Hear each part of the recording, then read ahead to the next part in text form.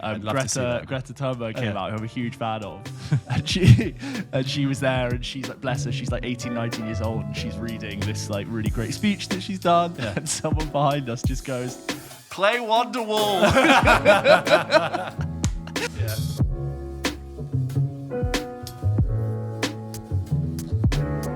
Do you remember when we used to do walk-ins? We'd like walk in. That was a Ray Liotta laugh. Yeah, there was. Yeah. I was going to say, go on then. How was Glastonbury? Amazing. I laughed. I cried. I ran around. It's beautiful. You ran? Yeah, you just like running around. I didn't run. Do you know people do run, which is insane. Well, like there are joggers. Glastonbury running clubs. People who get up and run.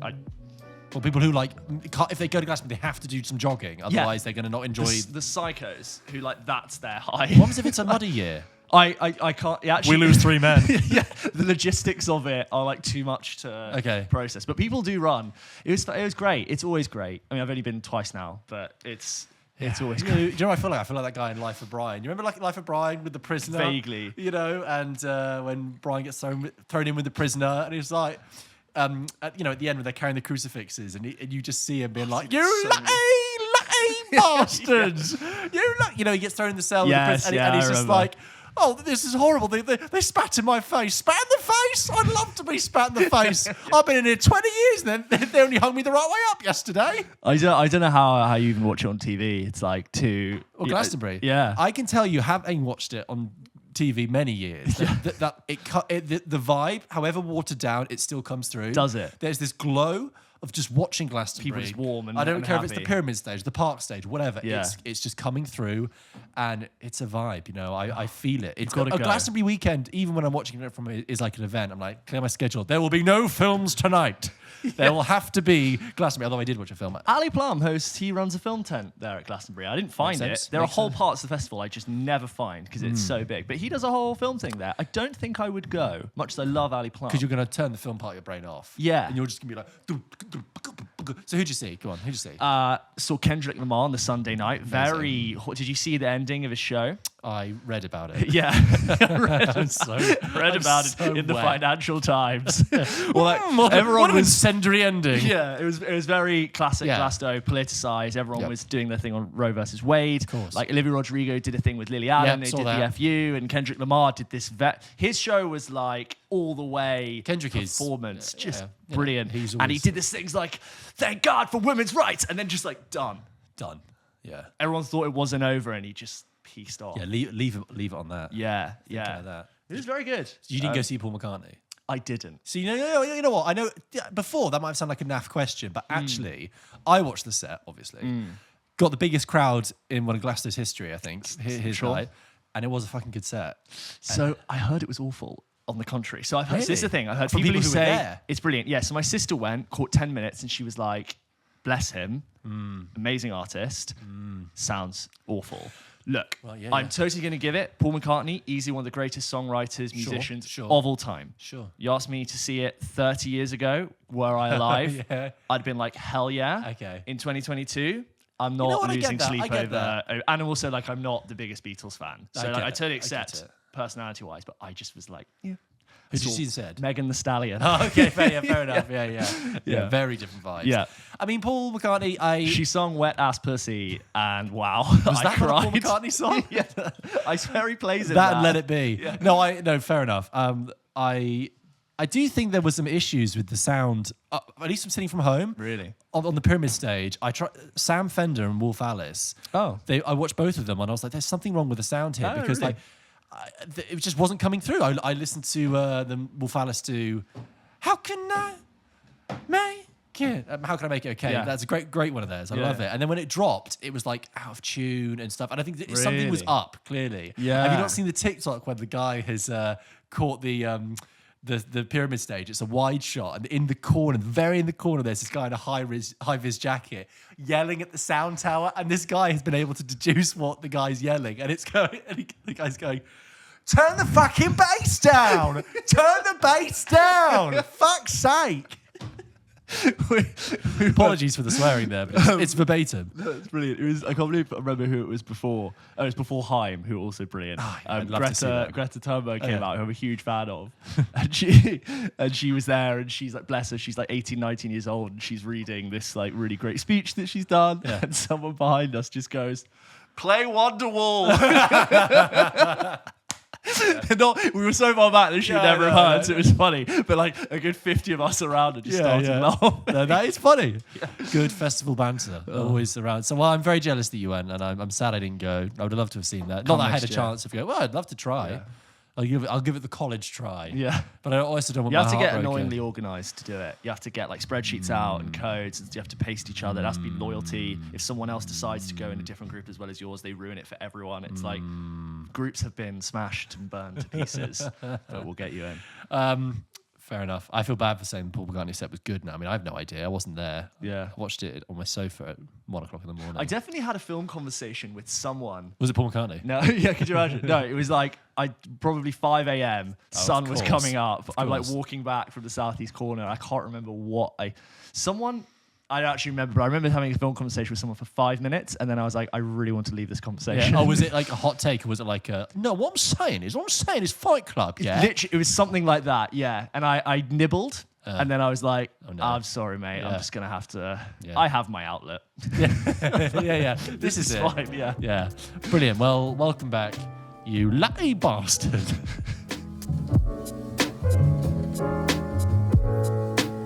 I definitely appreciate you more when we've been a week apart, you know? How dare you? Every week I'm like, yeah, okay, here we go again. Then a week out, I'm like, yeah, PULP Kitchen, let's go, let's record. You said that in such a backhanded way. How can I take that as a compliment? Read the emails. No, I mean, read the emails. Either way, let's go through some of the emails that we had this week. If you want to write into the show, you can do by writing into hello@pulpkitchenpodcast.com, just like Ben did. Ben writes, "Hey guys, Ben from Dundee here. Oh, nice. How are you? George, how are you? I'm great, Ben. Thank you. I hope you're well too. There you go. Listen to your Bad Movie Endings podcast, and straight away one sprung to mind." Hang on, it was actually just generally movie endings. Yes. Some good, some bad. I don't know why I'm getting defensive. Carry on, Ben. One sprung to mind. One sprung to mind. Knowing. I know what you might expect from a Nicolas Cage film, but this one felt like it had the potential to be a good late-night, easy-watch thriller. The movie shows a little girl who is able to predict disasters with code, including date, time, and location of the disaster before they happen. The movie builds with Nick running around trying to get to these disasters before they happen and work out why this girl knew all this information. The whole movie builds to an ending revealing, spoilers, it was all aliens. Yes. Such a cop-out ending. P.S. Love the pod. Big kiss. Thanks, Ben. I have. Have you seen it? I have seen Knowing. I remember it being a real sort of... I mean, and I saw it when I was like 13. And even when I was 13, I was like, there's no way they can get away with that. Yeah. There's no way. Yeah. It's like in the last... Even I know that's not good. It gets like... gradually, a bit more ridiculous, just scene by scene. And then in the last, I'd say 15 minutes, it's like the screenwriter just went, and it just goes like nuts. And they're all aliens, and they all die, and they live on a new world happily ever after. And they even have like a CGI bit where they land on the new world. Yeah. It's like an Avatar Smurfs knockoff. I like to think he just had ideas all over the walls, and it was just and this happens, and the code. And then he was like, his wife walked in. I know it could be a female writer. It was like, you need to rate this in. And she just wrote alien, done. Or file send. They had it all written out, it was all great, and then Nick Cage comes in and says, I got an idea. I know how to end it. I know how to. Oh, Nick, we've got the ending already. No. So Knowing, God, Knowing what is a real car gem. crash. Rose Byrne's in that before Bridesmaids. Really? In a serious role, and she dies in a car crash in it. Okay. I believe since we're doing spoilers. Yeah. Don't worry. Let's ruin it If you hadn't properly. yet seen Knowing, don't worry. This one's from Andrew. Hi guys, I found your channel through TikTok and then binged all the episodes on YouTube whilst working from home. I'm currently on the underrated actor episode. Cool. My question for you is, with the success of the Disney Plus Marvel series, are there any movie book franchises you think would be better suited as a series? For example, Harry Potter, in my opinion, would have worked much better as a high-budget HBO series. Each book film could have been a season, more time for more details and story progression, etc. What do you think? Love the show. Keep up the good work. Also, what happened to the food segments? Right, first question. Well, what about the food? We talked about the food last week. We did address the food. It might come back. It genuinely might come back. We actually get more questions than I would have anticipated about the food. We did not think the food would be missed. It's just, time, 50% of our production budget, not budget, 50% of our production There is no time went on budget. food. There is no budget, as you can tell. 50% of our production went on the food, but for only 5% of our actual airtime was on And the for food. the value you and I can provide, I Yes. think I know a lot more about films than I do about food. It is true, and that was becoming apparent. But Food. I want food to come back on the channel. Whether or not it's a part of this podcast is a tuned. huge TBC. the food's cooking. It's just not out yet. Food's cooking, The baby. food's cooking. Anyway, to answer your Very question McConaughey of me. about Hey, the food's cooking, it's just over cooking. there. It's just- To answer your question about Any series, movie yeah. book franchises. Well, Harry Potter, that would have been great. The only thing is that would have taken 10 years and Yes. requires a massive amount of planning Well, and, the for, films and took 10 foresight. years. No, I know, Oh, but but like like with pre-production. HBO, like we're doing Game of Thrones. Game of Thrones is the obvious comparison. To be honest, like any I mean, high-budget that's HBO what- series to be is honest, usually good. I think that whenever I see a really, really big, long film, so when I saw Dune, I was like, great. I think it would have been a great series. And when I saw The Irishman, I was like, that is basically 4 episodes. Yes. That's a 4-episode Limited miniseries. series, yeah. Just crunched into a film. And I've only seen The Irishman once, and it was a bit of a slog. And I think I never got round to it. I think honestly, you could. There's a guy at the time tweeted, and this is absolute sacrilege to Martin Scorsese, and I really hate saying it. But a guy tweeted at the time. He was like, "If you want to watch it in 4 parts, this is when you pause it." And Really? he described it, and Fair. I think it's totally fair because narratively it works, and it's just so rich and compact. I think when you've broken, there's like a 3-hour watermark, right? Once you've gone over the 3-hour bit.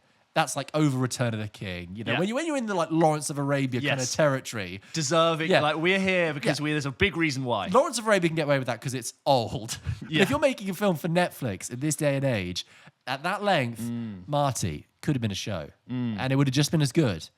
It's interesting that people have like starting to. You've asked us what we want to be into TV shows, but what we're now thinking of what films, what like the other way around now. What we would rather were shows than. Wasn't that the question? That is the question. Sorry. Read it, James, and understand I it. don't know what I'm saying. Interestingly about taking you wanted Glastonbury the brain. Listen to you, absolute twerp.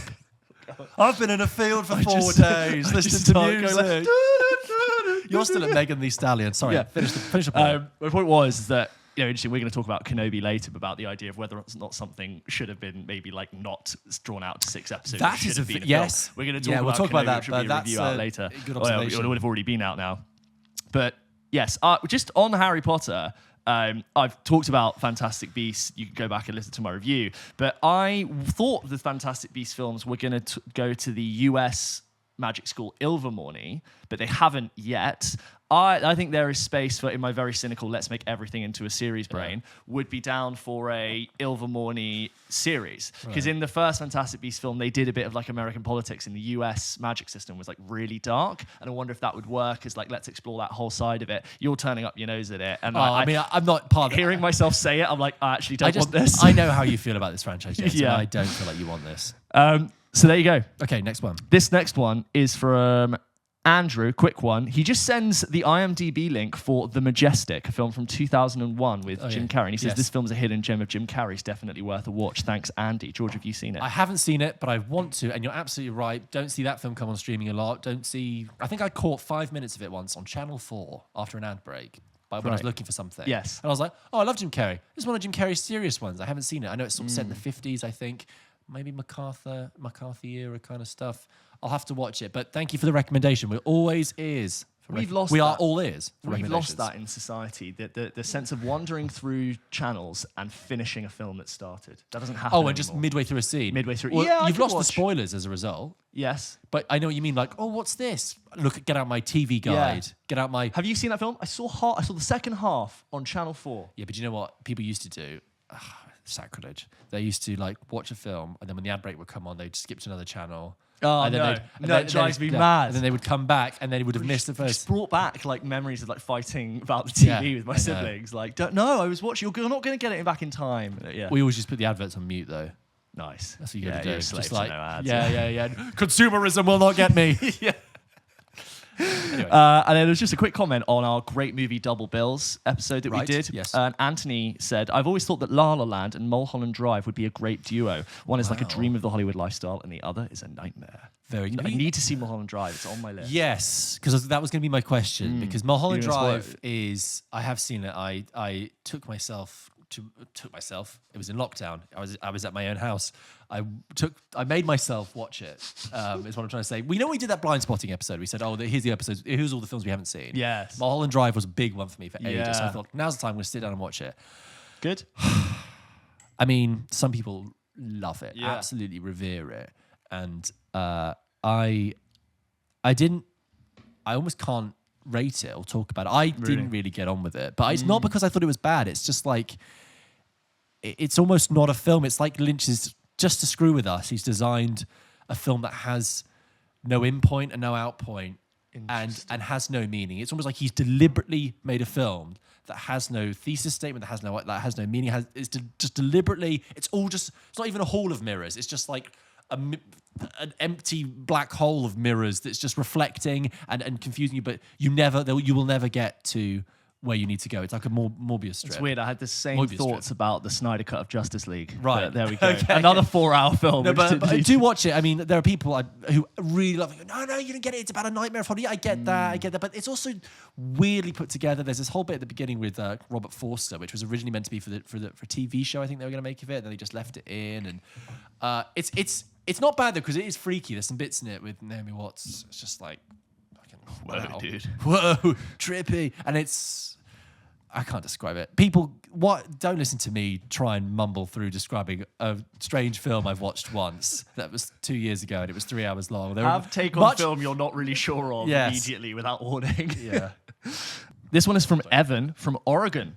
Hey from Oregon. Hey guys, this is Evan from Oregon. I keep doing that, and then they say where they are in the email. Right. I hope things are well across the pond. Thanks, Evan. They're okay. I was thinking about the first date I had with my current girlfriend and the movie I chose for us to watch. Ooh. Ironically, it was Pulp Fiction, and in hindsight, was definitely not a good film for my girlfriend's tastes, and maybe a little bit much for a first date. Anyways, it got me thinking. Do you have any go-to movies that you'll put on for a date? If not, what are some films that you think would be good? Keep up the good work, guys. Thanks, Evan. From Oregon. James, what is a date? What is a date? What is that? No, well, the first thing I want to say is I agree that Pulp Fiction probably not date. No, but it did remind me that I did show my girlfriend Pulp Fiction. She'd never seen it a couple of years ago. And it was really funny because I think she was very aware of the film and had got this sort of contorted perception that it was going to be like really scary. Because of the violence, I think she was going to be like violent, scary, not violent, cartoony, like it is. And honestly, like she was on tenterhooks the whole time. And there was one bit where like Bruce Willis is in a phone booth, and she was like, and I was like, "Are you all right?" And she was like, "I just think something really scary is about to happen." And I was like, "He's just on the phone. That's all that's happening. He's literally just on the phone." It's all it's not getting. And over time, she started to realize that it's actually quite funny. And I think Pulp Fiction is really funny. And it's just not. It's not scary. There's no jump. She kept thinking there was going to be like a jump scare, like someone was going to get, shot in the face, like The Departed or something. It was just not that. So I thought Arrival would be scarier than it was, but it wasn't. I remember feeling like it had more horror elements than it actually did. But then Nocturnal Animals was scarier than it was. Yes. Which one? There's a jump scare in that. Which one? She looks at like a recording or something, and then literally somebody goes like. I remember now. Just anything to get the audience. The one that comes to my head is a film I talked about as a date movie. As a date movie last week or the week before would be It Follows. Because scary films. Really? Yeah. Scary films good, right? And it kind of has that like weird like, 80s, creepy like, twist in like the date, like the horrible date kind of thing. Yes, yeah. It's quite meta. It's a good choice because there's also the a little bit of scare is always good. Because, you want to be like, oh, cuddle up to me. And it's a film they might not likely to have seen. It's not like the most popular film everyone's heard of, but it's good. And they'd be like, oh, that was a cool movie. Is this the first date or the first film they showed? They have said any engagement you'll put on a date, not necessarily first date. But he did say that Pulp Fiction was a bad Let's say first this is in date. the first 3 months of a relationship. Yeah, new ground. Let me think about this in silence. First month. First time over at the house. Let me think about this in silence so you can Netflix cut it. and chill even. Are you trying to go scary on the date? Do you want to cuddle up? You're going to go funny? What do you want? Or do you want a bit of a tearjerker? So it's like, that was an amazing fight for justice. Didn't like that just... that trial of the Chicago 7 was really... Didn't that just remind you about love and justice and everything we have? Oh, what? My clothes. Oh, what? My clothes on the floor. What are the intentions? Are you hoping to convert someone to a film you already love? Are you looking for a film that you maybe haven't seen that you're hoping you can discover together? I think you shouldn't show something you're too precious about. Yes. Because that's because if they go, it wasn't really for and me. you're there watching them watch it. Oh yeah, no. Nightmare. That's exhausting for you as well as them, and nobody enjoys that. No, That's so true. Don't watch something you really no, love. don't, you got to watch. Don't put on your favorite film. Tough one. I'm gonna have to think about that more. But yeah, dates. To be honest, like horror's good, but nothing too scary. Don't put on The Exorcist. No. Fun horror. Schindler's List. Yeah, nothing There's a whole lot of overly Seinfeld political. about that, yeah. Nothing overly political. Nothing There is overly so much scary. of Nothing that. overly. I don't know the answer for you. I don't have But it it's off the top of my an head. interesting one. It is an interesting one. You know what I think you who's should that do? This is Evan from Oregon. I think the best thing to do is if you're a guy, I think you go to like the lads WhatsApp group and you go, boys, What's film? happened? And you Yeah. consult like a group of like Yeah. 5, 6 plus, and I think they're going to start firing in some options, and that will give you a good idea. But you got to make sure you don't fall into like a bro trap and be No. like, oh yeah, I showed her this film, and then she goes home and it's like, such a lad film. yeah, they showed me that film and Yeah. it was such a lad film. Yeah, you need something. Blade Runner. Cool. Yeah. Yeah. Yeah, don't try and like show them that you're really into film No, either. You don't no. have to do that. Anyway. So we don't know is the answer. So there you go. That was the correspondence that we got this week. Thank you so much for emailing in. As I said, if you want to email into the show, you can do by emailing hello@pulpkitchenpodcast.com. We will do our best to read them out, but we can't guarantee we'll do it for the week that you read it. But please send them anyway. They are always great. Thank you.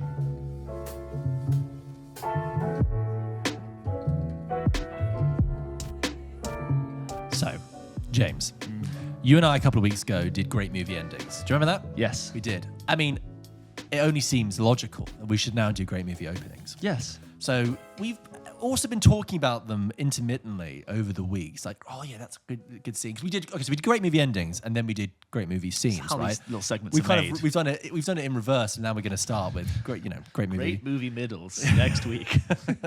Great second scenes in movies. Yeah. Great penultimate scenes. Great movie credits.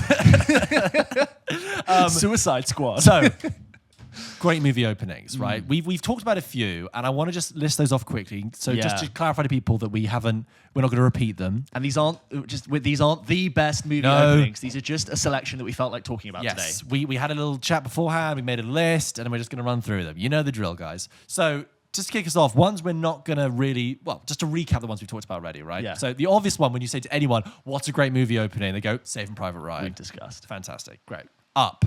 We've discussed. Yes, we've discussed. Inglourious Bastards. We've sort of touched upon. discussed. Great but movie opening. Yeah. You know what I realized? That's a 20-minute scene. Yes. It's like an episode of Friends. Well, I love, this kind of happens in Elvis, actually. I mean, Elvis doesn't have a great movie opening, but I love an opening of a film that is so quick and fast and so much is happening that before you know it, you're half an hour into the film. Yeah. And you don't even realize. Yeah, I'm like, yeah. oh, I'm in. I'm in. Yeah. I didn't even have to think about it. Inglourious Bastards is It's one very of the good. best. Tarantino said that's one of the best scenes he's ever written. I would say it's up there. It's- yeah, yeah. definitely. Okay, so great movie openings. Jaws, we also Jaws covered is another one of the famous great. ones. Yeah, another one we're not going to talk about. We did a whole rewatch of the original Jaws. Yeah, the play back. that came The out Godfather. recently. Godfather we covered, yeah. Any others?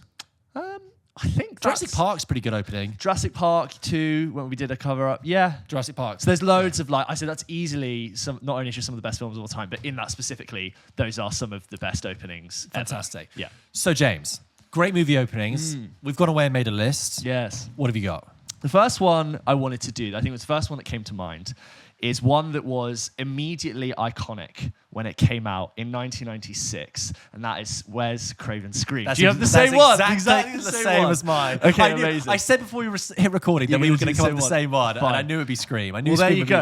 there, yeah. So, for so many reasons, that is such an incredible scene, and I think that film wears its inspiration literally on its sleeve in that opening scene when he asks the famous lines, "What's your favorite scary movie?" I know. I just rewatched it before I came over. great. Right? So just to set the scene for people who haven't seen Yes. it, you have this film called Scream. It's got it's very scary. What's going to happen? At the time, like modern slasher film. Modern slasher film.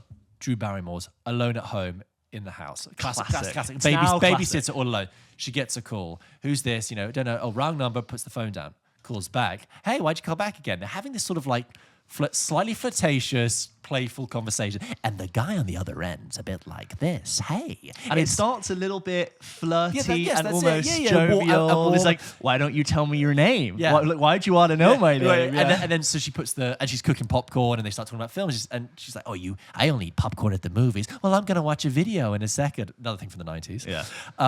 What are you going to watch? I don't know, some kind of scary movie. What's your favorite scary movie? And then they talk about scary movies. And then she's wandering around, just talking into the phone. And as you say, he says, what's your name? Why do you want to know my name? And he says, because I want to know who I'm looking at. Yeah. Piano changes all of a tight sudden. Close up, boom. And it does this amazing thing where the camera, I think, either just before this question or after, just moves ever so slightly where you can see that there are windows in the house and it's dark outside and it's like into this black void. This amazing moment where all of a sudden you're aware of those classic American houses that have like 14 windows on either side where anyone could break in. And as I said, like the mood completely changes. And what did you say? What did you say? Don't hang up. Don't hang up. Yeah, and then in the meanwhile, she's put this popcorn on the stove, which is like this classic eye trope. roll tension builder where like this old school foil popcorn that like blows up, and when it's ready, it's like a giant ball, and it starts hissing and smoking as the tension in the scene goes up, and you're also like, get away from the guy, but also your popcorn is burning. Take it off hissing, and then. On the door. Who's there? Yeah. Don't you know not to say who's there? Oh, it's so good. Yeah, this is an amazing moment where she's like, listen to me, asshole. My boyfriend is going to be over in like 5 minutes and he's going to kick your ass. Like, oh, really? He's like, yeah. And I'm going to call the police. They wouldn't get here in time. And it's like, yeah, he's going to kick your ass. He's 6 feet tall and he plays football. Is his name Steve by any chance? But and then the scene ends, and I guess we can spoil Scream for people, right? And then she's eventually killed as her parents are driving. Yes. No, not her parents, the babysitters, but the family she's staying for, driving. And that's it. That's the beginning of the film. But Drew Barrymore's not in the rest of the movie, and I like that as we talked about with great scenes and great endings, that could be its own little film. 100%. Short film. It's like a short film. One of those like short horror films you watch on YouTube all the time. Yeah, exactly. Really, really perfect. And what I think works is that in order for Scream to be as good as it is, because what I loved about Scream is also how funny it is. Yeah. We talked about Pulp Fiction. Great sleepover film. Great. It's really funny, and it's obviously so playful in invoking horror films and commenting on them. Exactly. But none of that would work. None of that would be interesting unless it was scary itself, right? Yeah. It's like if a comedy is going to be subversive as well, it has to be funny from the get-go. This horror has to be scary. And that, as a statement of intent from the beginning, it's like, you have my attention. And there's another element of it where Drew Barrymore was initially attached to play the lead role of Sydney. Oh, yeah. But she had other commitments and couldn't commit to the filming schedule, so pulled out, but then was like, I'd love to be a small part of it. And she got reassigned the role of the girl in that scene. Yeah. And you have this element where Drew Barrymore at the time was famous for having been in E.T. and just was pretty famous at the time. You start your movie, everyone in their heads is going, oh, that's Drew Barrymore. Yeah. You don't expect, rarely, the big star to get killed off. It's almost like that Game of Thrones effect that we have now. And you've got the opening scene, everyone's like, big star Drew Barrymore, dead in the first 5 minutes. And it's this new sort of sense of like, like no one's safe, everyone could get slashed at any time. And I thought that was I didn't know that until I just Googled like how Drew Barrymore was attached, or how famous she was in context to how I know her in 96. Yeah, that's a nice way of playing on audiences' exterior expectations outside of the film. I love that. I think I agree. I think it's I just knew you were going to include it. It's a classic, and it's got that great sense of you are also now when she realizes that there's a killer outside the house, she's for the first time realizing, oh my god, what door is open, what window's open, and she's running around to like try and lock all the doors, and it's shot in such a way that like the camera never fully reveals to you the layout of your house, because if as a viewer you could see the house, you would be like, okay, it can come from there and there, but it stays on her, so you're like, it could just come from any direction. And there's a really early shot where it's an exterior and it's just a swing that's ever so slightly moving. It's like almost this American classic classic house locale. Brilliant scene. Scream. We now have one fewer to tell you about because we both came up with that. But it's still good to just watch on YouTube and enjoy it for what it is. I think I'm going to do one that's quite recent actually, just to play it up. So completely different genre. I was trying to think what's a more recent film that has a great opening, and that is the opening of Marriage Story. Oh. Right? So, Noah Baumbach film with Adam Driver and Scarlett Johansson, the tale of this couple having a divorce, and, came out on Netflix probably about 2 years ago. Yeah. I don't remember the opening that well, so remind me. Oh, it begins, and it's What I Love About Nicole.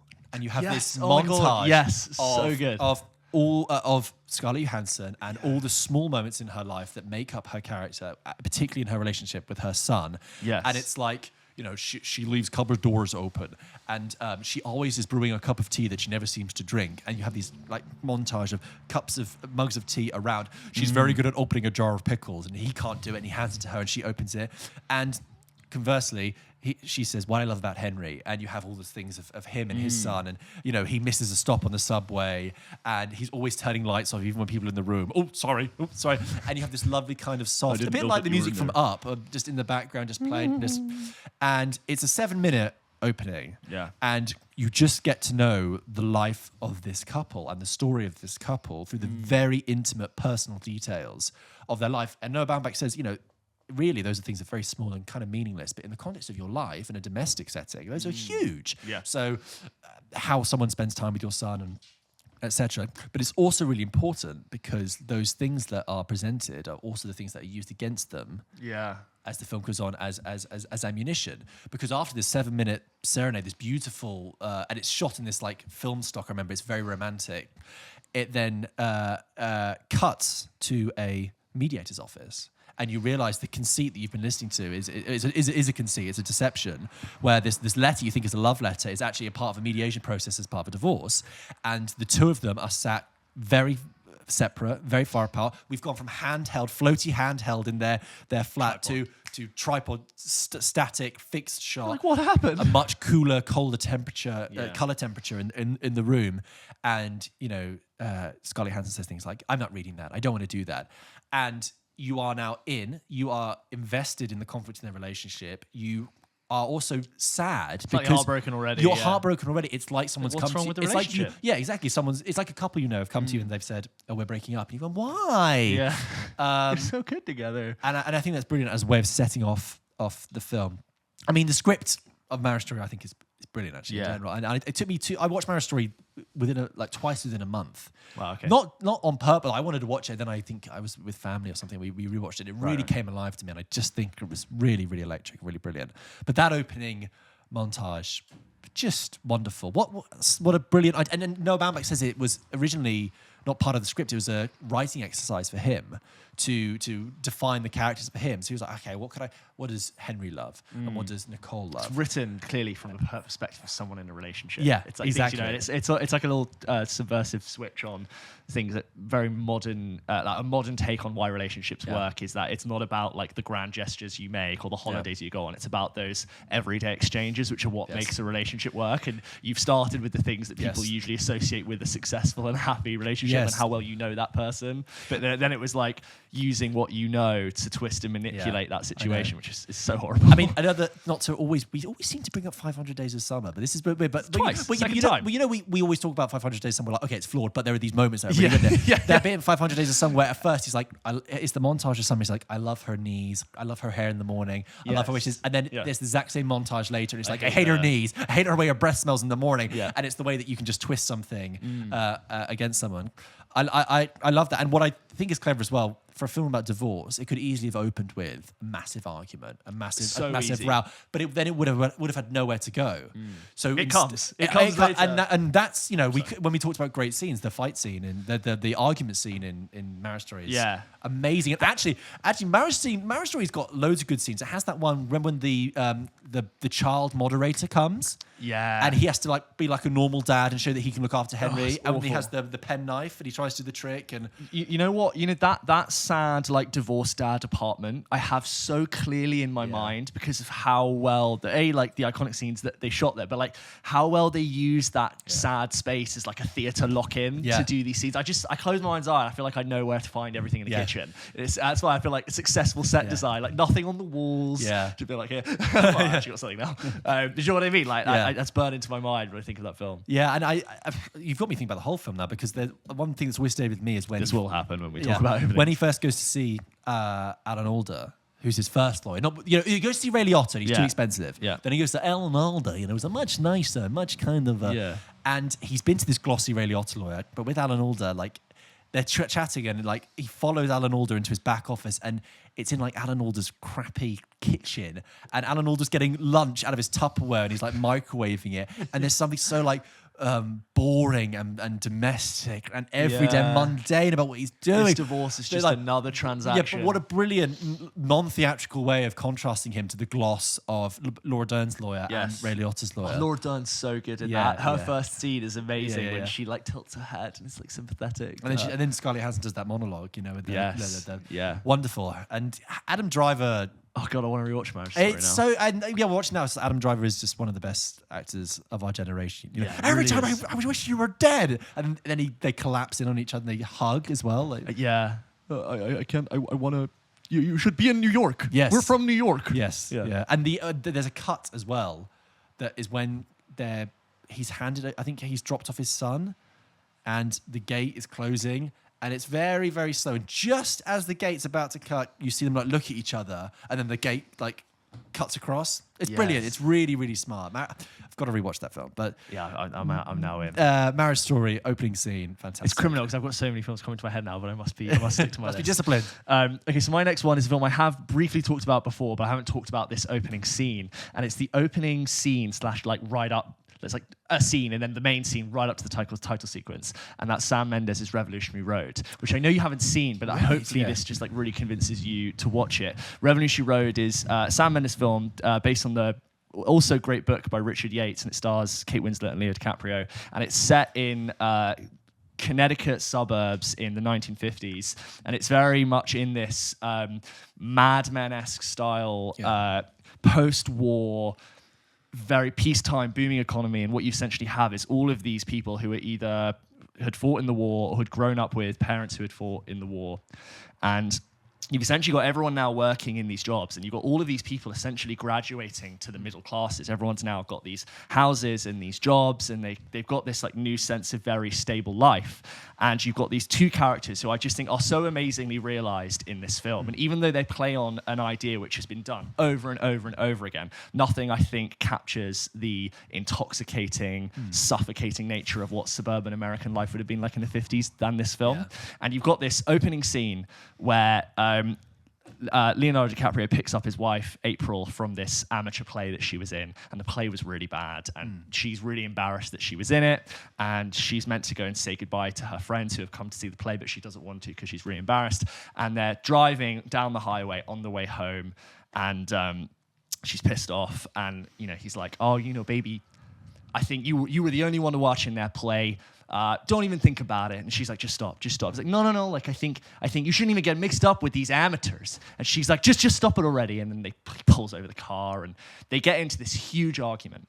And what's so great about this is that this first scene, you could watch the first scene of this film and you could delete the entire rest of the film and watch that as its own piece and go, I know exactly who these characters are. I know what this conflict is. Yeah. Even though I'm not going to watch, even though wouldn't have to watch the rest of the film, I know this story and I know exactly what these people want. And what's so great about these two characters is that they both feel so much better than the situation they're in. They both feel so trapped by each other. But what they don't realize is like each other are the only ways to set each other free. But they're also the things that like keep them trapped in this way. And it's amazingly acted by Leo and Kate at the top of their game.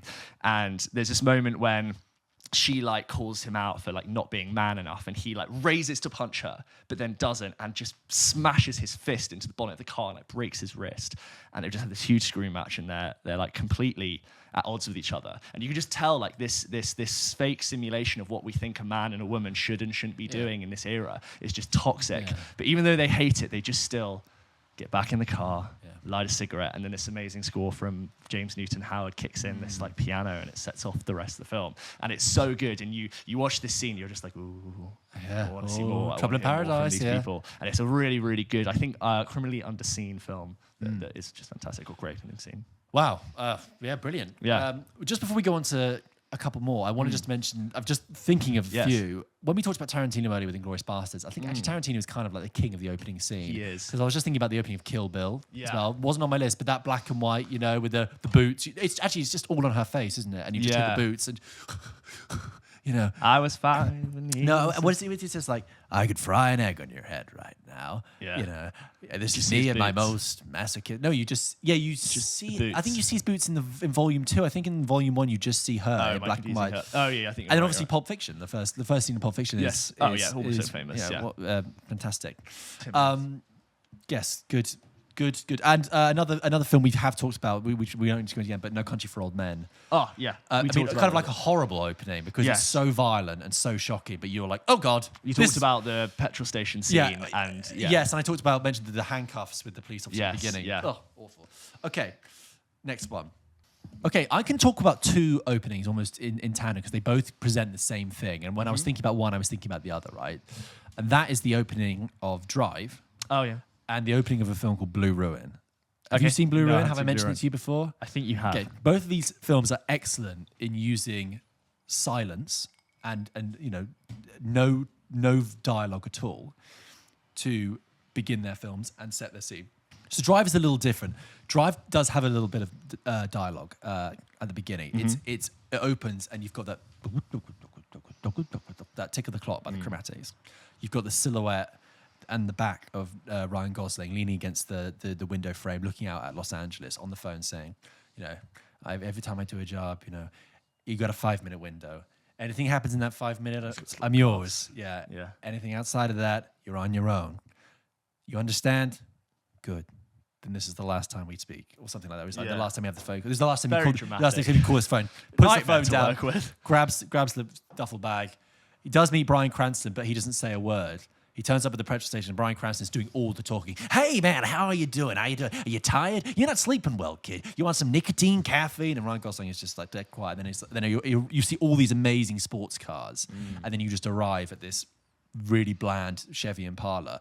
And he's like, most common car in the city of Los Yeah. Angeles. And actually, that's really clever itself because you're watching a film called Drive about a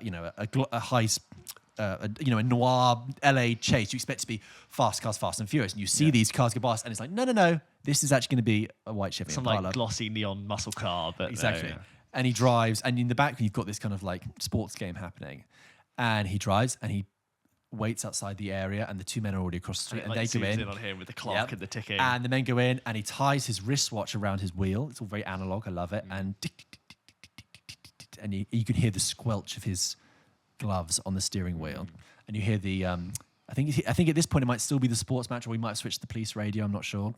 And then you've just got the sound of the alarm, and then one of the guys comes out, and the doors open. It's like I think it might even be doing the dong, dong, dong when the doors open, and the other crook hasn't come out yet, and you can just see Ryan Gosling in the Come on, man, go. in the rear view mirror, and he's looking at the watch. Eventually, the guy runs out. They get in, they start driving, and then they run into the police, and then they get chased, and then they are going across the bridge, and the helicopter spotlight is going over. And we've got a white Chevy Impala, and then it hooks onto the car, and you just hear, and the guys in the back are just completely silent. He's completely silent. They manage to shake the police. You think it's done, and then they're back at normal speed at a junction, and across from them is a black and white, black and white police car, and the music kind of like fades out a little bit, and then you hear.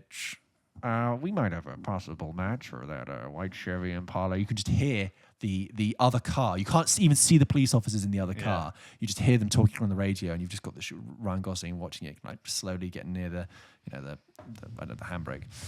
And then that kicks off into a chase, and then it ends wonderfully where he drives into the stadium of the sports match, which is like pouring fans out of it, just like loads of people, pulls into the sports, gets out of the car, doesn't even shut the door, just whips his jacket off onto his back, puts out a sports baseball cap for the match that's happening, so he blends right in, toothpick still in his mouth, walks out, no problem, he leaves the two guys in there because it got too hot, right? Excellent opening. And then it goes straight into the Kavinsky. I mean, and then one of my favorite opening credits of all time. That's different opening credits. But yeah, you're right. In that kind of 10 minutes, you end with the great opening credits. You begin with this statement. It's and a character. And in the middle, you have silence, no dialogue, essentially. And that, again, could be a short film. Yes. That as a statement of intent, it's like, there's your short film. There's your idea of what Yeah. this film is and what Concept. this person is. And similarly, in Blue Ruin is this... Sorry, before you go on. Yeah, I really felt like that when that film came out. And what was the other Gosling film that came out at the time? It might have been Crazy Stupid Love. Yeah, both 2011. I feel like he had taken almost like a break or wasn't even a big deal. And it was like, whoa, Ryan Gosling his is own like reconnaissance. Back. Yeah, he was like, he must have switched his agent or something. And The Ides of March. Yes, that was it. Yeah. That was the one. The Ides of March. It was all three came out that year. George Clooney split face poster. He got like 3 big films out in 2 years or something. But yeah. Yeah, no, that was that was his year. Great. I love that opening. But anyway, sorry. No one talks about the Ides of March anymore, do they?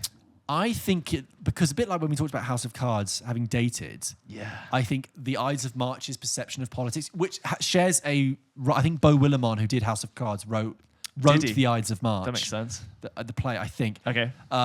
It's that idea of politics being. Did you know politics is actually not all what it seems? Yeah. Oh really? How the hell do you write modern politics in America anymore? Like, where do you even start? You have to do it like Veep. You have to do it as satire. You Yes. have to do it as just complete. Have you seen when Julia Louis? Have you seen Veep? I've seen bits of Veep. Have you seen when I love Julia the Louis thick of it. Dreyfus got the award?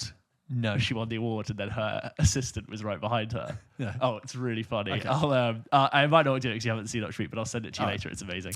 Anyway, so you've got that with Drive, but also with Blue Ruin. So Blue Ruin is this film, 2013, I think, directed by Jeremy Saulnier, who went on to do Green Room. Did you ever see Green Room? No, but you mentioned it. It's on my list. So Blue Ruin, I think I might have touched about it touched on it in a previous episode, but it just begins and it's this guy, beach bum, sleeping in his car. And you follow the life of this beach bum. He looks awful. He's got this beard, and he's sleeping in his car. And you follow him like sneaking out to get food from the trash and from supermarkets. And you see like how he has a shower, like collecting water, and how he drinks from that, like getting off the tarpaulin. I haven't seen this in a while, so apologies if I'm getting any details wrong. But you understand in this. Scene, all of it. What has happened to this guy? This looks like a fairly normal guy. Why is he in this state? He's clearly very smart, and he has a document, like a folder that he's keeping very safe. And I remember watching that opening, thinking, "Whoa, this is like true cinema. I'm being completely shown everything. I'm not being told everything." And then all that happens, I think, is a police officer turns up and calls him in actually to the police station. And he doesn't say anything. And she just basically says, I wanted to call you in because I wanted to let you know, I think I should, that he's out now. And I thought I should let you know. And you become aware that this guy's not on the run. He's almost in hiding, waiting, because somebody's coming out of prison. And then you follow this character and he's outside the prison and he sees these people come out. And you're like, oh, the bad guys are coming out of the prison for something bad that's happened. And then he like follows him to a bar, and all of this, he's not said anything. It's complete silence. And he sort of stalks his prey. This is all in the first 10 minutes. And he like stalks the guy into the bar, and he's got like maybe like a little switchblade or something. And he like goes into the bathroom. I don't want to spoil. I'm gonna tell you what happens in the opening sequence because it's literally just the first 10 minutes. And you're thinking, what is this guy gonna do? These are real tough biker-looking bad guys, okay? And somehow he ends up in like the bathroom. And you've got the noise of everything, and you've got him waiting there, and I think he's panicking, he doesn't quite know what to do, and then you hear the big tough guy come in. And if I remember correctly, what happens is he confronts the big guy. It doesn't go right. He immediately like gets sort of the guy immediately like grabs him, and just like, what are you doing? But he manages to, and then this completely graphic explosion of violence, a bit like what happens in Drive. Right. I think he gets like this rusty penknife and just, and you're like, fuck! You've had complete stillness and quiet, and this is exploded into gore. And yes, thank you, James. It's a contrast. Contrast. Contrast. And he's covered in blood, and then he like runs, and it's quite clumsy. And what's that email we had before about the Revenant, that fight at the end being quite scrappy and clumsy, that makes it more real, and that's what's happened in this. It's got this kind of palpable realness. Another great and then he gets away in a very clumsy way. I think he's got a flat tire, and the people are aware that he's been there, and then kicks off this movie, which is clearly about revenge, but the revenge has already happened at the beginning. It's a revenge film that doesn't end with revenge. It begins with the revenge and the consequences of that act of violence. A really interesting film that I've probably quite butchered in telling that way. Great. 90 minutes, I believe. Oh. A real corker. But those two openings together, what a great way of using silence and less is more. visual storytelling and a lack of dialogue. There is sound design in not using sound. Yeah, of course. Yeah, well, there's always sound, isn't there? Right? Yes, sure. There's always sound. But like the lack of sound can be like Is a good sound, sound. design. Yeah. Yes, very good. Sound design. Anyways, those two I think were pretty up there. Lovely. Do you have any more? I've got one more. Oh, do you know what? We've talked about this opening before, but this isn't one of mine. But it's obviously the greatest opening of any film ever, and it's Mission Impossible 3. No, of course. It's yes. the forgotten Mission Impossible film that I have talked about before. You have, but it's the you countdown. acted it out beautifully. And it's Where's the rabbit's foot? Where's the rabbit's foot? Like 7. Yeah. You think I play? You son of a bitch. 8. Yeah. I won't go into it. I've done it. See previous set for details. But that's probably the best of all time.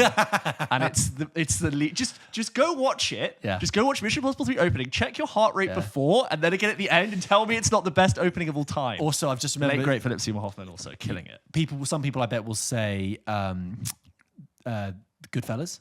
Yes. Because they've got that. He opens the trunk and it's like, yeah. I always knew I wanted to be a gangster. Bum, bum, bum, bum. Yeah. I'd like to go from rags to... And you've got that classic Scorsese beginning. Also, It's interesting how like some of the greatest films of all time have some of the best openings of all time. Funny and, that. like, the films that we've covered are also And, like E.T., not E.T., like Jaws, Goodfellas. But equally The Departed, which also has a great ending and also has loads of great scenes. But the beginning with Jack Nicholson, where he's in the bar, he's like, "You're Thingy's kid, aren't you?" Yeah. And he's got that silhouette and he's smoking. You hear Gimme Shelter coming in the Gimme background. Like, they say, what's the difference between, I don't know, what it's like a cop and a crook? He's like, and I say, when you're facing a loaded gun, what's the difference? Yeah. And it's like Matt Damon in Training. Yeah. Like, Fantastic. Oh, Departed's great. Fantastic. Anyway, okay, what are the ones I could give you? Because you've taken Scream out of the equation. So Scream, Marriage Story, Blue and Oh, sorry, Mission Impossible wasn't one of mine. Oh, so I will go into one. Oh, yeah. Mission Impossible 3 is not one of my choices, but I have mentioned it, and it outdoes any intro we could ever do. This is one which I thought I wasn't going to do, but then I thought, hang on, this is a special opening, and it is the opening to the Fellowship of the Ring. Right. Which is like the beginning of it all. The battle, right? Well, it's not just the battle. It's Tell literally me. like, well, here's why I think it's interesting. There's two reasons. When they set out to make the Lord of the Rings, the trilogy, they didn't think they would be able to have money to make the film they wanted to make because of the sheer size and ambition of it being an unproven IP, and the fact that they wanted to do so much production without having made any money beforehand. And they originally could only get commissioned for 2 films, which meant they were taking Tolkien, which is like this rich Bible-esque history of the entire world, and they had to condense it to such an extent. And they actually were working on this for like something like 5 or 6 years, like trying to whittle down the script to 2 films. That's all they had money for. And then they lost their distributor because it was such a risk. I can't remember who they originally with, but they went to New Line Cinema, who basically said, "We will fund you and we will give you 3 films and we will let you shoot them before you've actually had a movie come out." And it's very well known that New Line essentially put the entire risk and safety of their entire studio on that film. And if the Lord of the Rings films had failed, New Line Cinema would have completely failed because they put so much money into it. And are you trying to say, sorry, they shot all of it before they even released the first one? Yeah, famously. So they shot the entire. They did pickups afterwards, but like they shot them all 3 before the first film came out. Yes. Wow, I didn't know that. So what am I doing on this show? What am I actually doing? And this was the first, have like Avengers doing that now, and Marvel commissioned things, but this was the first film to have multiple films commissioned before anything else had come out before it. Wow. So it's not like one came out and they were like, huge success, green light, go make as many as you want. Because it would have taken longer, of course. It would have taken so much longer. So it was like completely unproven. And then New Line were like, "We will back you. We will let you make 3 films." But from that, they had this version of the film which was incredibly dull, incredibly like, if you've ever read Tolkien, it's like so rich and deep, and there are these like appendices that just spin off into every which way. And you read this, you watch this opening sequence, which is covering thousands of years, and it sounds really dumb, but history, and it's like literally trying to tell you about the end of the Second Age and the dawn of the Third. Like this high concept of like, there were 3 rings given to the elves, 7 to the dwarves, 9 given to the race of men who above all else desire power. And it's just sort of telling you that men are a failed race.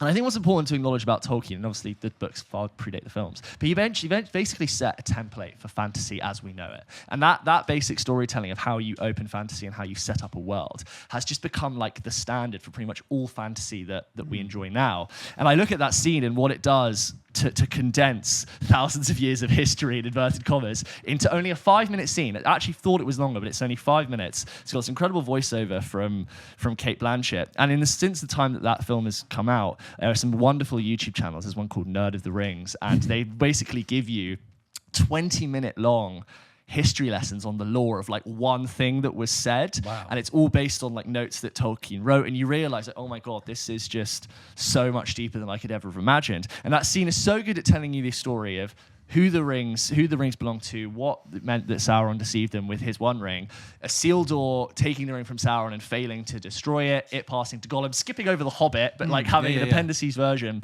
And what's so good is that later on in the films, they keep coming back to that intro and fleshing it out, because they only had time to write a 5-minute intro in the beginning. But later on, when they were re-editing the films, they took more footage from it. And like Lord Elrond says to Gandalf, like he in Rivendell, he like says again an extra part of the intro that's then put in. He's like, Gandalf, I was there 3,000 years ago when the strength of men failed. And there's this whole scene where him and Isildur are in the Mount Doom, and he like doesn't choose to throw the ring in. And I just rewatched that scene and I was like, oh my god, this is so concise and well done, and it's short and it's there, and it just perfectly sets up the entire series. And it's got this wonderful sense of, on the other side of the world, there was this huge conflict with magic and elves and wizards. But on the other side right now is a little hobbit in the Shire reading a book, and his adventure will somehow end up there. And it's like the pinnacle of the hero story of fantasy. I see. It's like, how do you bring an audience into this world if they're footing in? And like, obviously, Star Wars did it with a massive scroll. They just did it with like, read this to understand what you're about to see. Yeah. But Lord of the Rings did it more cinematically. Which is arguably, at the time that Star Wars came out, it had much more to work from than Star Wars did. And that skill is getting the audience's foot in the door. Yes. Getting them to not reject what I'm about to show them. I can't think of like a popular high fantasy IP before Lord of the Rings that did as well as that. I don't know if high fantasy was as popular as it was. I cannot think of a high fantasy. I might kick myself. I don't know. They did make Dune into a film. I think that counts. Yes, so that same sort of level of sci-fi. But no sci-fi in Lord of the Rings. It's like pure elves and wizards waving sticks and I have swords. seen it. Well, it's like and it got you in, and it's a very successful opener I for see a your film. point. That's a very good answer. Yeah, I take that. I think just to close, my last one would be a film that I don't think many people have seen, but it's a film I really love. And I don't want to say it's underrated, because it is rated, but I just don't think it's percolated through to this generation, which is a film called Angel Heart from 1987, which is a Mickey Rourke and Robert De Niro film. I do remember you mentioning this film. Yeah, because I've mentioned this film a lot. I think I've even sent you I've mentioned this film a lot. I think I've encouraged you to go and see it. Do you want me to wait while you look it up now, James? I see it. Yeah, I know the poster. So, just a basic sort of foothold. It's set in 1950s New York, and you've got Mickey Rourke in like the height of his, when Mickey Rourke actually looked like a human being and didn't have a face like leather. Sorry, that sounded really harsh, but I'm sorry, Mickey Rourke. He's great in The Wrestler. He's in this as a really sort of, dapper private detective. He's got the big trench coat. He's got the cigarette. It's cold. And he meets this very mysterious man, played by Robert De Niro, who puts him on this case about a missing persons case, right? And it's very atmospheric and really invokes like the noir. And then what's great about the film is that halfway through it moves to New Orleans and it becomes this sort of like bayou set thriller. Wonderful film, really great. Really, really, really fantastic. What I mentioned about the opening, it hasn't got a big loud opening, it hasn't got a spectacular opening. What it does is just the opening credits take place over a scene that's basically like a non-sequitur. It's just an alleyway in the middle of winter in New York, and it's just a cat walking through this snow-covered alleyway, and then you see a corpse. There's just a discarded body in the middle of this alleyway, slowly getting covered in snow while the credits roll over it, right? And then it cuts away, and that is not related to the film. It's only until you get into like the last third, maybe even like the last few scenes of the film, that actually makes any sense. It's only then that it's connected to, and I like the fact it gave you something that's not related to it, took it away, told you to get on with it, and then you go, oh, that thing. It's been like when I was talking about Better Call Saul. Yeah, I was just going to say, it's that thing of TV like openings, showing you something you have no idea, and yeah. then only later connected to it. But I that's always stayed with me. Like The Prestige as well. What with the hats? Well, the hats and the entire build up to when he sees Hugh Grant, that's Hugh Grant, Hugh Jackman falling into the tank and like trying to break it. Yeah. And Christian Bale's like, I'm part of the act, for Christ's sake. But he doesn't. I'm part of the bloody act, you fool. And he's the guy down there's blind, but you don't realize the context for that until you finish the film. But that film, you could almost finish it, start the beginning again, and then that beginning scene would make sense to you. And of course the hats, but tangent. But I just love the fact that also the hats of the Prestige with the helmets of Dunkirk for Christopher Nolan. I'm sure there's loads of film fans out there who've cut that together. Just like the delicate look. Anyway, that was I think that's probably my last one. There, as we kind of touched on, there are loads. We've tried to to talk about some ones that aren't your typical top ones. Tarantino does a great opening. He always does Scorsese does a great opening. What's the a very famous one that we have mentioned is Raiders of the Lost Ark. Oh my god! Of course, yeah. The fingers, yeah. Oh, stop the engines. That was like, Indiana Jones was revealed to you as a silhouette first, like an iconic hat, whip, thing. Yeah, Alfred Molina in that. Yes. Oh yeah. The very beginning. And the big boulder chasing after India. Yeah, so many. In those first 5 I thought you'd mentioned The Dark Knight. Is it too obvious? It's often mentioned as a very popular one. No, Christopher Nolan loves an opening. Yeah, both of those two, A Dark Knight Rises and Dark Knight in particular, very special openings. Oh, The Dark Knight Rises with the plane, of course. Dark Knight with the plane, which I think he that's his favourite sequence he's ever shot, I think Christopher Nolan once said. And, well, with the thing with The Dark Knight as well, that was strongly influenced by Heat. And The Heat is like a film where every single scene is a good scene. Yeah. Opening's great. Getting Inglourious Basterds, the ending's great as well. No, I agree. Everyone you could just extract and go, that's wonderful. The Dark Knight opening was, I think it was the first time he dabbled in shooting on IMAX for non-exterior shots. Right. So you don't just use it for like your cityscape, you use it to tell dramatic story on a larger scale, and that was like, you have to see a dramatic film on IMAX that isn't like Under the Sea or In Space 3D. I have forgotten one we haven't talked about briefly, a film we have mentioned in the past, but the opening of The Revenant. And actually, we have talked about it because we talked about The Golden Hour, and we were only shooting once. That's a really great, it's very special. That sort of one take. Get the pouch. These arrows coming in. Yeah. Hark. All shot on like a very wide, almost fisheye. It's really it's wide. Manuel Lubetsky. That's how he does his things. It. It just beautiful. So so many to talk about. A platter, a selection of openings there for you to chew on. I love it. We could gush on The Prestige for a whole episode. For my own enjoyment, just do a rewatch and just go through every single scene. If you want us to do a deep dive on The Prestige, let us know, guys, because we will do it. Yeah, maybe we do. Maybe when Nolan's new film comes out, we pick one of his films. Next year. We'll still be here, don't worry. We'll still be here. 130. Also, whilst we're talking about getting in... I'll quit by then. I'll quit. Whilst we're talking about getting in touch, let us know your guilty pleasures as well. We've talked about guilty pleasures. We've been asked what are our guilty pleasures, but that's one thing. But we're actually interested to hear about your guilty pleasures. What is the film that you always go to, you can rely on, and you don't care that other people might be snobbish about it? Yeah. What is that? We really want to know, and we want to know why. Some people turn their nose up at, but you're like, I like it. Yeah, for this reason. Yep, I will champion that film. I will die on this hill. Yeah. That is the film I care about. Give us a good reason to why. Maybe like why it's a guilty pleasure and not just a pleasure. Like a one paragraph explainer would be great. Yeah, and that'd be great.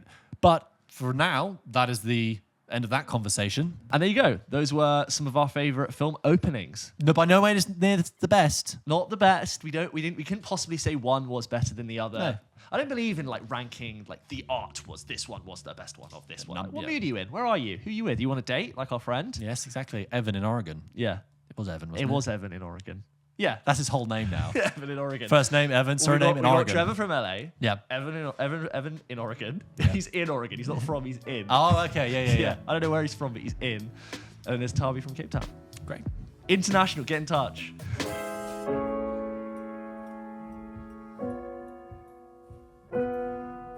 Okay, James, just a short game to end this episode. Let's do it. I'm going to give you a list of actors, and you have to tell me what links these actors. Okay? All right. So, James, what links these actors?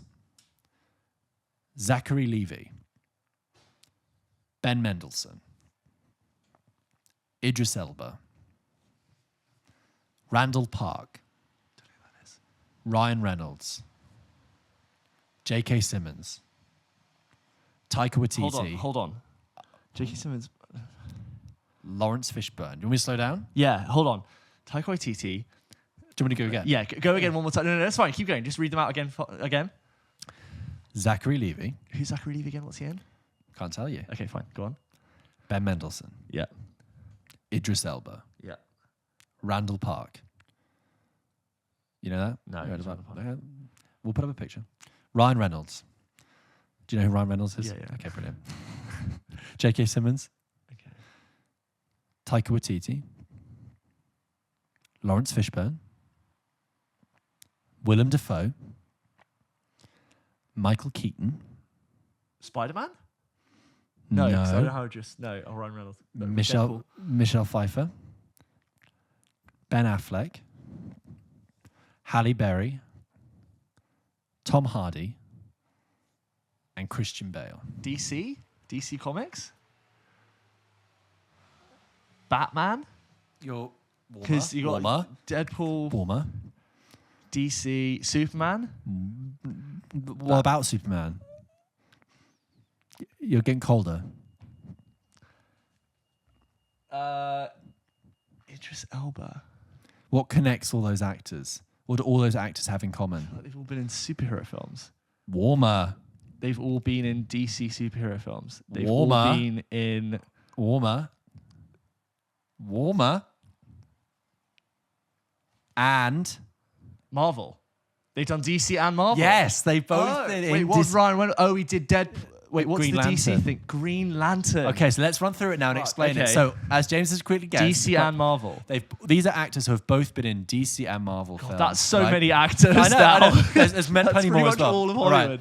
Zachary Levi was Yes. in Shazam, DC, but he was Okay. also in the first two Thors. That's Zachary Levi, yes. Yeah, right. Ben Mendelsohn was in Dark Knight Rises, and he's in Captain Marvel as the Skrull. Skrull. Yeah. Idris And Elba. Star Wars he's done. All right, that's not on this I list. know, but he's done the big three, isn't he? Idris Elba is in Thor, all the Thor films. Yes, Heimdall, and he's done- and he's done the Suicide Squad. Deadshot. Randall Park is the agent from Ant-Man, who's also in WandaVision. Apparently he's also in another DC property, which I can't remember. Ryan Reynolds, as we just said, Deadpool and Green Lantern. J.K. Simmons is in Spider-Man, and also he's Commissioner Gordon in Justice League, right? Yes. Taika Waititi is Korg in Thor, but also he's Ryan Reynolds' best friend in Green Lantern. Is he? Yeah, Wow, yeah, I would know. not have remembered. Yeah. Lawrence Fishburne is in, A Man of Steel. and also What is he in Marvel? Lawrence Fishburne in Marvel. this is how I should have done it, instead of explaining it to you. Yeah, What else? he's in in Ant-Man and the Wasp. Do you mean he's the guy who can get really big? Yes, Yeah. yes, you're right. Whose you're right. daughter's running amok, right? Yes. Right, Willem Dafoe. Yeah, Green Goblin. And then he's also... Who's he in DC? Who's Willem Dafoe in DC? He is in Aquaman. Oh, God, that's why, yeah. Yeah, he is. Michael Keaton. Yeah, he's the Vulture, and then he's Batman. Yep. Yeah. Michelle Pfeiffer. Yeah, Catwoman, and then... what's she in Marvel? She's Hank Pym's wife. Oh, God, yeah. Yeah. Again, like... Ben Affleck. Ben Affleck, See if you can get Ben Affleck. Daredevil, Yes, and then well done. Batman, yeah. Halle Berry. Catwoman. Yep. And then in Marvel, who is she in Very Marvel? big one. Very big one. Am I Very famous. Yeah, very famous. What am I forgetting? Noughties. Early noughties. What happens to a toad when it's struck by lightning? Same thing that happens to everything else. What am I blanking on?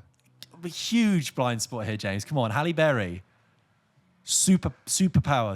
Superhero. Oh, Storm. Yes. X-Men. Yes. Yeah, Sorry, I was God, denied. X-Men. God. Yes, of course. Tom Hardy. Yeah, Tom Hardy is Bane, and then he's also in... Very recent. Oh, Venom. Yeah. Venom. And Christian Bale. Christian Bale is about to be in Thor: Love and Thunder as something the God Killer. Yep. And he is Batman. Yep. So there you go. Whoa. There you go. Oh, God. That was tough, eh? But there is overlap, yeah? There is, yeah. God, sellouts. How dare you? Yeah. No, they're just popular. That list will keep growing for many years. I also feel like double paychecks for them. They're great. They've got hands on both teats. Yeah, they're happy.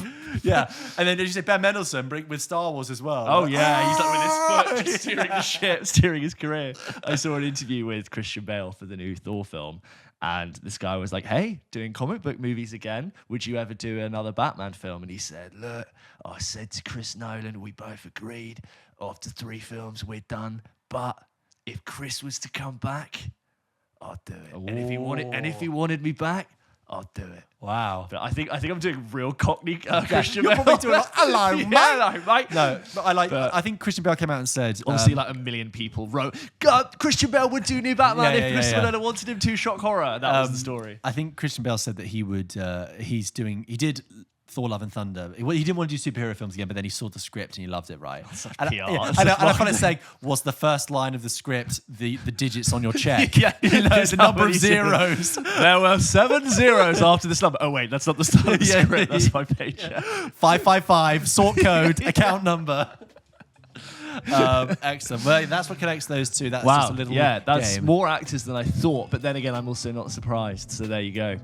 So there you go. That was another episode of Pulp Kitchen. Thank you very much for listening to this one. Don't forget, we post new episodes of this show every Wednesday, and our reviews come out on Friday. Yes. And let us know your guilty pleasures. And also, go on TikTok, go on Instagram. We're there. Yeah, follow us on Instagram, subscribe to us on YouTube. There. It's all kicking off. Hit the notification bell if you want to know when we're posting. Yep. Don't forget to email us, hello@pulpkitchenpodcast.com. Yes. We will see you next week. Great. Have a great week. Go have a great week wherever you are.